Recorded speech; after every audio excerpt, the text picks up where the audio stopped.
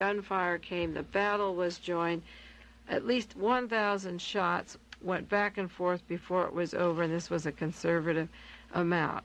What unfolded in the next hour is familiar to hundreds of thousands who watched the event on television, newspaper, and radio. The police believe the fire, which started at 6:30 p.m., leveled the cottage, was one, either set by the tear gas grenades fired into the dwelling, or the terrorists resigned their fate, chose a spectacular way to die. They exhibited incredible discipline, staying in the blazing house and firing back. Somebody went to the window, their clothes were ablaze, and they were dead. Now, the various reports that I have here, all different kinds of newspaper accounts coming in. I take 8 papers a day. One says 500 law officers were present. They went to the suspected house. The house was inflamed, thousands of rounds of ammunition, 7 canisters of tear gas. The police were unable to say whether they were members of the SLA. This is the LA Times that came out late Saturday night, Sunday morning. They were unable to say whether they were the SLA. It was unconfirmed while all the action was going on that Donald DeFreeze was in the house, but they were willing to take a risk that it was him and not 6 other people. It didn't matter if Patricia Hearst was in there, who was in there. Donald DeFreeze, like I said in my article, like Oswald, had to be killed because he knew what had been happening to him, who had done it, and he had to be cornered. I'm sure he was lured into this particular place and was sure they'd be safe, and he was not safe. Nobody, this is the LA Times, May 19th, nobody was able to say exactly what caused the fire. It was seen from a war. They described it as a war scene. One officer, 2 officers were treated at California Hospital. One officer was struck in the stomach by concrete hurled from an unknown source, and another stumbled during the fight. There was a discrepancy on the house. One woman said she lived at the house, and Miss Johnson, who was supposed to be a hostage, said that she lived at the house. And then Mary Carr said that her daughter lived at the house. So 2 people were claiming to live at the house, and the circumstances, as in all these conspiracies, are very shady. Mrs. Carr said that she saw a white lady with a belt on with a pistol, and that's why she called the police. And the law enforcement started at 5:30. By 6:45, the shooting had stopped, and all of those people were dead. I can't get over the horror of it. I don't know why I'm not surprised. Like Richard Nixon said, they have the marshals, we have the army.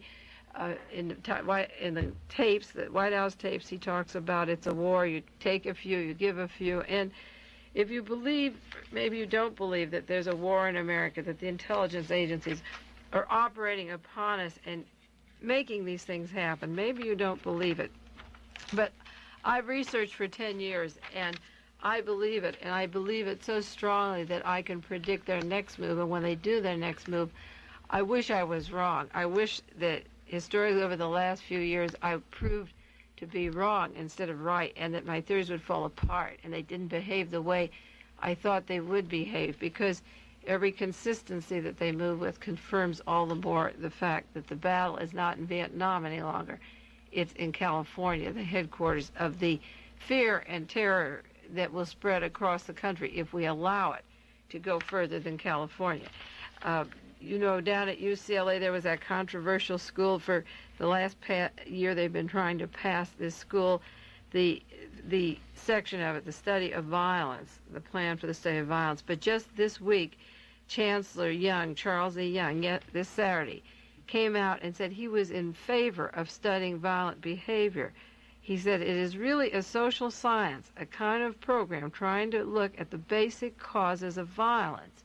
Now, I've been fighting the idea of that school studying the causes of violence for a long time, unless they go into the violence of the police department, the men who ordered nail him, the violence of the people who go after a group in a building and don't give them more than 2 minutes, if that, to clear out, that burn them alive and then call in people to watch it on television, call in the cameras and the press to cover it all over the world to see as if they're pleased with what they've done.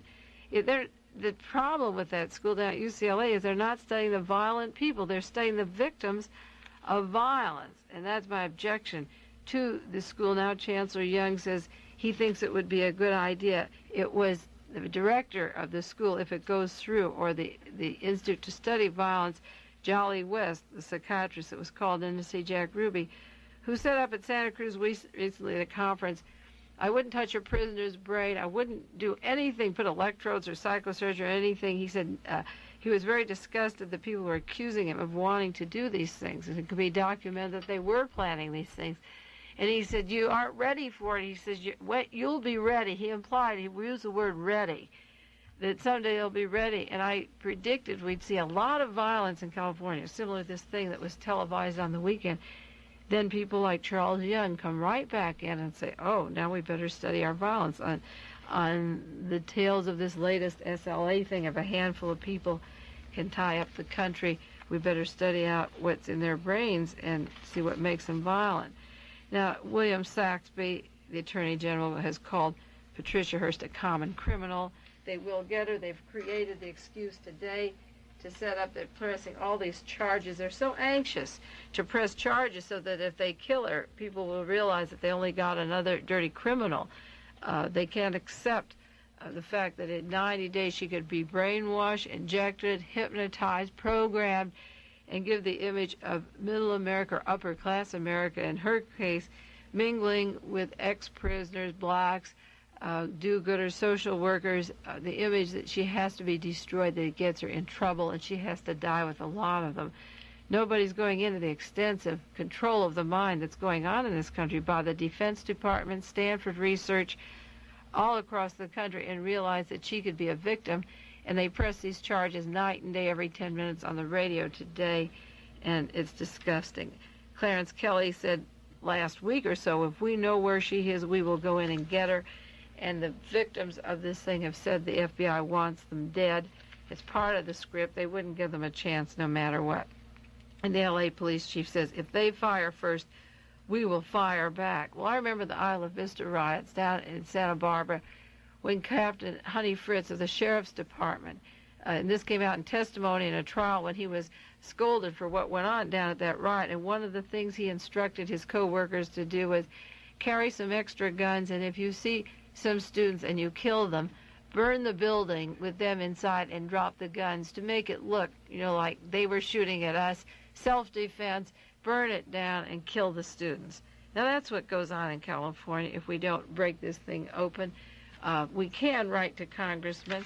If 3 years ago I told you we wouldn't have out the Attorney General, John Mitchell, or Patrick Gray, or Richard Nixon, or Mr. Haldeman, or Ehrlichman, or Spiro Agnew, or Robert Martin, or Frederick LaRue, all of these people are out because they're out on simple things, perjury, not for the crimes they did, but for lying that they didn't know.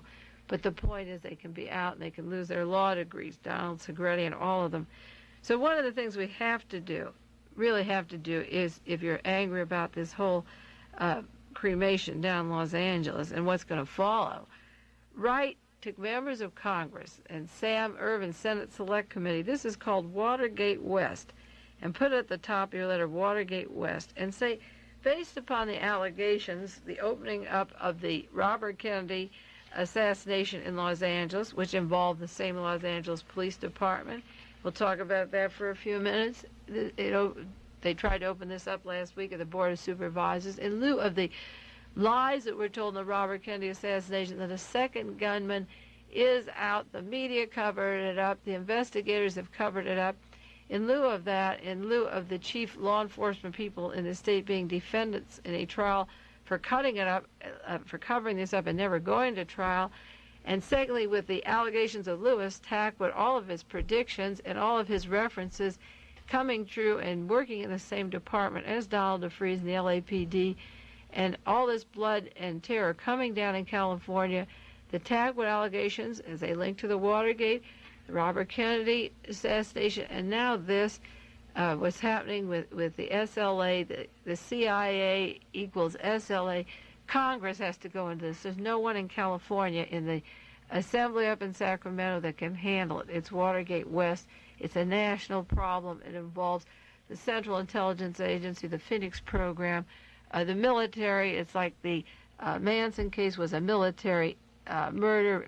Manson played a small part in that massacre. These are social massacres to effect social changes, terror in the community, come down against people working with prisoners, come down against lesbians, bring in new laws, bring in new police forces, new weapons, show how ineffective the FBI was so that they can combine the military with the FBI.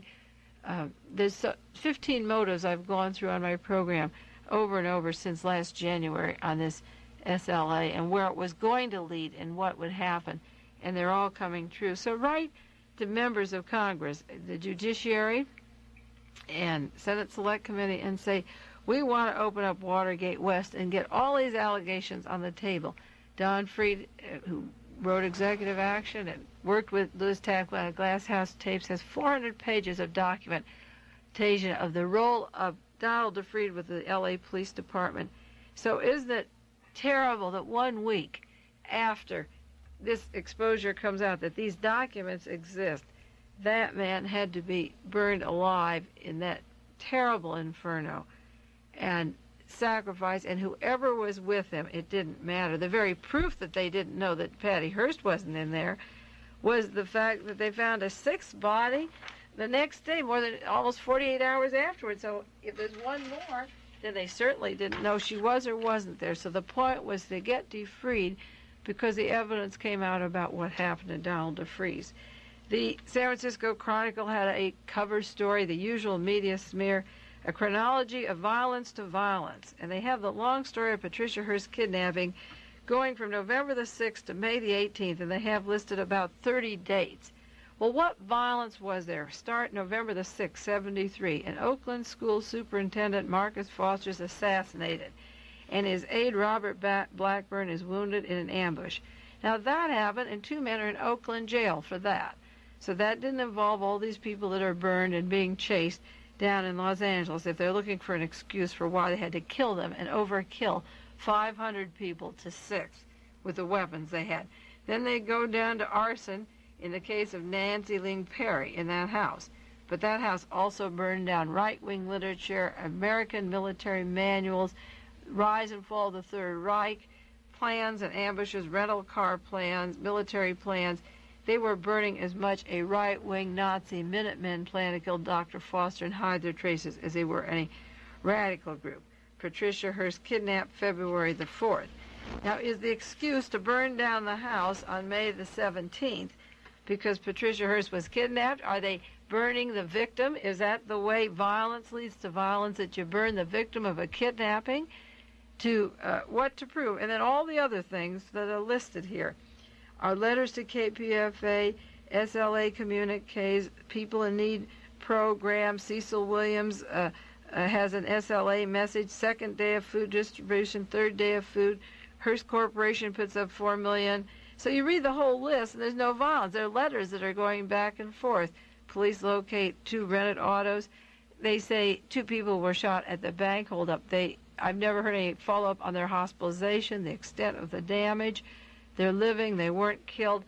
Nothing justified. So far, the shooting of the SLA was to shoot 2 people outside the bank as they left. If those people were seriously injured, nobody in the state knows about it.